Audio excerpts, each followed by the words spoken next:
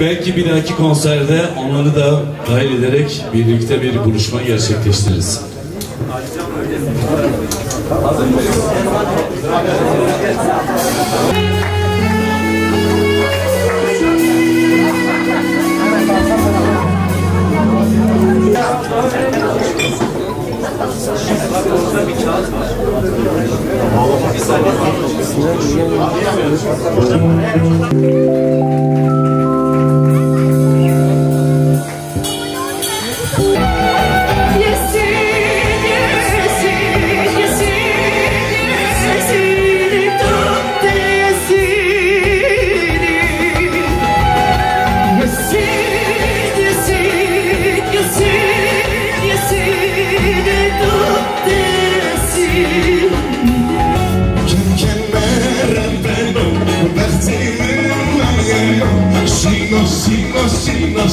Sino, halim sino, zeryanın şikiyana, ve sanın renino, nino,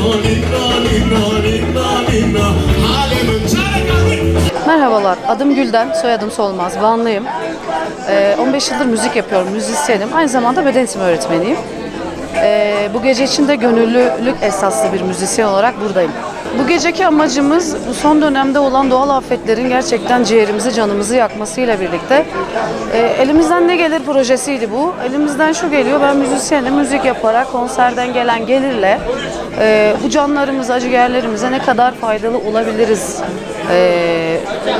durumundaydım.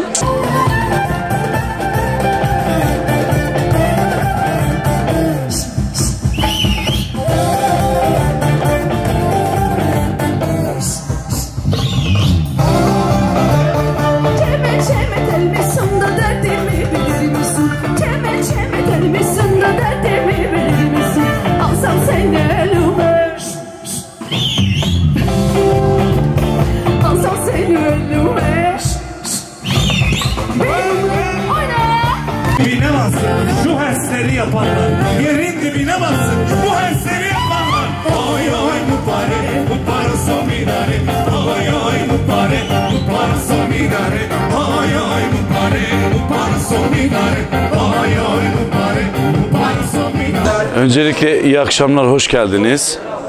Bu gece çok güzel, anlamlı, keyifli bir gece oldu. Yani ruhen yerlendik diyebiliriz. Çok anlamlıydı bizim için.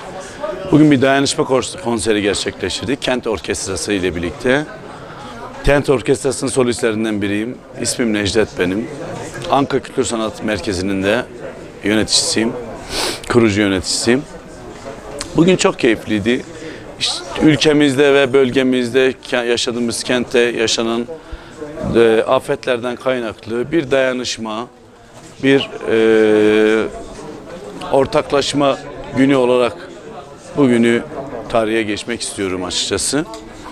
Bence önemli bir gündü, yani anlamlıydı, kitle güzeldi. Çok duyarlı insanın olduğu gerçeğini en azından gördük bu gece. Keyifliydi bu gece. Bu gece burada elde ettiğimiz tüm geliri en geç pazartesiye kadar Başkale'de ihtiyaç sahibi, özellikle Başkale'de bu selden etkilenen ailelerimiz için ihtiyaçlarına göre destek olacağız. Ama tabii buradaki desteğimiz belki çok büyük olmayabilir ama amacımız bu süreçte duyarlılık kazandırmak, insanların dikkatini çekmek, bu noktada yardım etmek isteyen, destek olmak isteyen, dayanışmak isteyen insanların bence keyifliydi, istediğimiz gibi de oldu, anlamlıydı. Geçen yıl bugün sahnede olan arkadaşlarla bir toplantı gerçekleştirdik. Birlikte neden bu kentte iyi bir müzik ve bu kentin tarihsel sürecinde ele alarak neden farklı dillerde bir orkestra oluşturmayalım, yapmayalım diye bir toplantı aldık ve nihayetinde sonucunda bir orkestra kurduk. Bu gece de birçok dilde Ermenice, Kürtçe, Türkçe, Azeri şarkıları, Arnavut şarkıları, birçok dilde, şu an pek hepsini sayamayabilirim ama birçok dilde şarkılar gerçekleştirdik, söyledik. Birçoğuna da eşlik ettiler katılımcılar. Çok güzeldi, keyifliydi, anlamlıydı bizim için.